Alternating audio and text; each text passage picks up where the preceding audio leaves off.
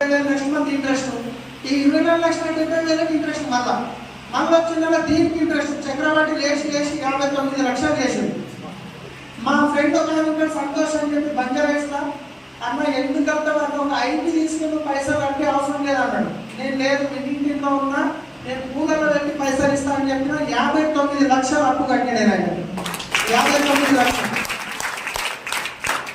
ఇల్లు తీసుకున్నాం, కార్ వచ్చింది. ఇక ఫారెన్ ట్రిప్ గురించి అంటారా, స్విట్జర్లాండ్ వెళ్ళి 4 నెలలు అయిందో కాలేదో మళ్ళీ దుబాయ్ ట్రిప్ వచ్చింది. ఇద్దరు స్విట్జర్లాండ్ వెళ్ళాం, 6 లక్షలు ఖర్చు అయింది. మళ్ళీ వచ్చి 4 నెలలు అయిందో లేదో మళ్ళీ దుబాయ్ ట్రిప్ వచ్చింది. ఫ్యామిలీతో నలుగురం పోయినాం, మళ్ళీ ఒక 5-6 లక్షలు ఖర్చు. వచ్చి 4 నెలలు అయిందో లేదో మళ్ళీ సింగపూర్ ట్రిప్ పోయినాం. అది వచ్చి 4 నెలలు కాలేదు, ఇంకా రేపు 10వ తారీఖు థాయిలాండ్ వెళ్తున్నాం మళ్ళీ Bangkok. Right, so every 4 to 6 months ఒక ట్రిప్ వెళ్తున్నాం. ఇలాంటి లైఫ్ ఎంతమంది కావాలి? కొంత చేతులు లేపలేదు. రైట్, సో 100% ఇది ప్రతి ఒక్కరికి సాధ్యం. సో ఒక్కసారి ఆలోచించండి. ఇక్కడ నేను చెప్పేది ఏంటంటే గాంధీ మాటలు చెప్పట్లేదు, పెద్ద పెద్ద మాటలు చెప్పట్లేదు, నేనేదో సాధించిన చెప్పట్లేదు. ఇక్కడ కూర్చున్న ప్రతి ఒక్క వ్యక్తికి ఈ అవకాశం ఉంది.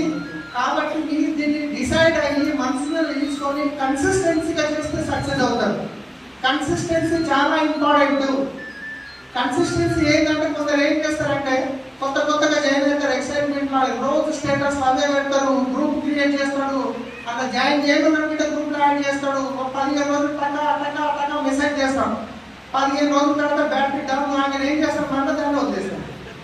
స్టేటస్లు పోతాయి, గ్రూప్ లో మెసేజ్ చేయడు. 15 రోజుల తర్వాత మళ్ళీ అట్లా ఏమైనా అంటే మళ్ళీ వస్తాడు, రీఛార్జ్ అవుతాడు. మళ్ళీ 15 రోజులు వేస్తూ ఉంటాడు. మళ్ళీ అట్లా చేయకూడదు. మీ స్టేటస్ చూసిన వాళ్ళు ఏమనుకుంటారు, ఏం చేస్తున్నారు అనుకుంటారు. మీరు ఆపేయగానే అయిపోయింది కదా. మీరు గ్రూప్ లో రెగ్యులర్ చేసుకుంటారు, మీ గ్రూప్ లో చూసి అప్పుడు ఆ ఫోటో వచ్చింది, ఈ ఫోటో వచ్చింది, మీరు 15 రోజులు ఆపగానే అయిపోయినట్టు. వాళ్ళకేం తెలుసు, వాళ్ళు వేరే గ్రూప్ ఉంటారు కదా, అయిపోయినట్టు నెక్స్ట్ ఫోటోలు వస్తారే అనుకుంటారు. కాబట్టి కన్సిస్టెన్సీ చాలా ఇంపార్టెంట్. రెగ్యులర్ గా చేయండి. నాకు కష్టాలు వచ్చినాయి, నా కష్టాలు చెప్పుకుంటాను. ఎందుకంటే చూడండి, ఇక్కడ కూర్చున్న ప్రతి ఒక్కరికి ఎంతో కొంత ఇన్కమ్ ఉంది. నెల ఉందా లేదా? నాకైతే నెలకు 70,000 కట్టాల్సిన పరిస్థితి లేదు కదా. నాకు ₹1,00,000 వచ్చేది మంత్ నెలకు 70,000 కట్టాలి. ఈ మళ్ళీ ఇంట్లో ఖర్చులు తీసుకోవాలి, బయట తిరిగి ఖర్చు అయితే. అలాంటి పరిస్థితుల్లో ప్లాన్ చెప్పుకుంటే అప్పులలో ఫోన్ వస్తే చేతులు వస్తుండే ఏం చెప్పాలో ఇప్పుడు అని చెప్పేసి. అలాంటి స్టేజ్ లో నేను బిజినెస్ చేసినప్పుడు మీకు ఈజీయా కాదా?